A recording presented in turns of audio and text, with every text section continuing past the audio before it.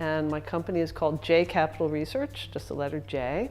Make it stop. Just make it go away. It's just driving everybody crazy, and for no reason. There are plenty of things to argue about between the US and China economic issues, and there are plenty of problems. However, the US administration's goals are completely vague, inchoate, unrealistic. And so every time they talk about how there's going to be a trade deal, I just wonder, what would that be?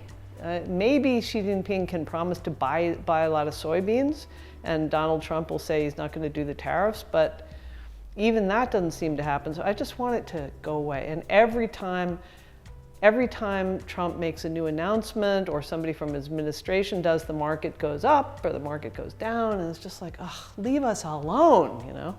What's happening to the Chinese economy is pretty obvious, I think, to all people in China and all people everywhere, which is that investment-driven growth reaches a peak, and then it doesn't work anymore because the investment, you spend so much money simply keeping afloat the old investments that you can't actually increase the activity of the economy. And the economy has become, it's actually worse than that. So the economy has become completely dependent on these investment streams. If you take them away, you're left with no growth.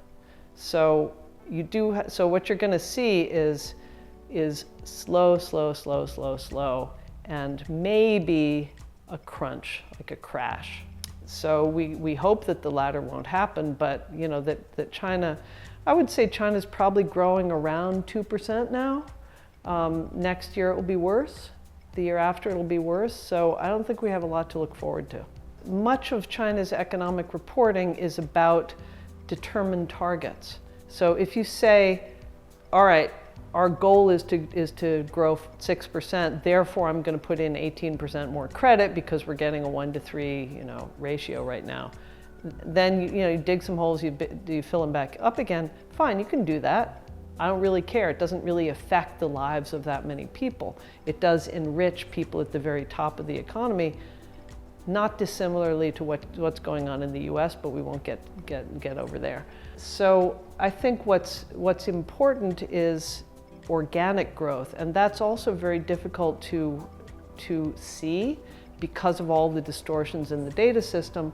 One of the problems China has is that it's actually a very volatile economy.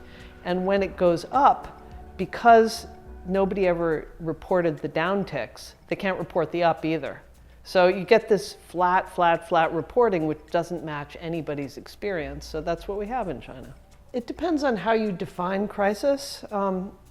I define it in very simply, which is that there will be a currency crisis. I think that the Chinese currency is overvalued by 40%, 30 to 40%. And I think that as China continues to use stimulus to try to drive growth and continues to get lower and lower return on investment from the stimulus, it has to continue increasing the money supply. Right now, the external economy isn't that good. There isn't that much incoming investment. There isn't that much incoming trade flows. So you don't have real objective dollars. So you have to invent it, which is inflationary. As it becomes more inflationary, and you've seen this, you have to spend $30 US to buy a men's shirt in China. You can buy the same one for 10 here. The same stuff you can buy at Walmart's here. In fact, I've actually seen guys at Panjiayuan in Beijing, with a mat out, selling stuff that they bought at Walmart's in Arkansas because it's actually cheaper. I'm like, oh yes, I visited my grandchild at Walmart. It's like, okay. So anyway, so when you have inflation of that level, it means that people want to equalize by moving their money into other currencies. So the way that you keep the money in is to depreciate the currency. And I think that's inevitable. We're already at 7.1 or so. I'm surprised it's held there. Eventually we're going to get to 10, 11, 12 to the dollar.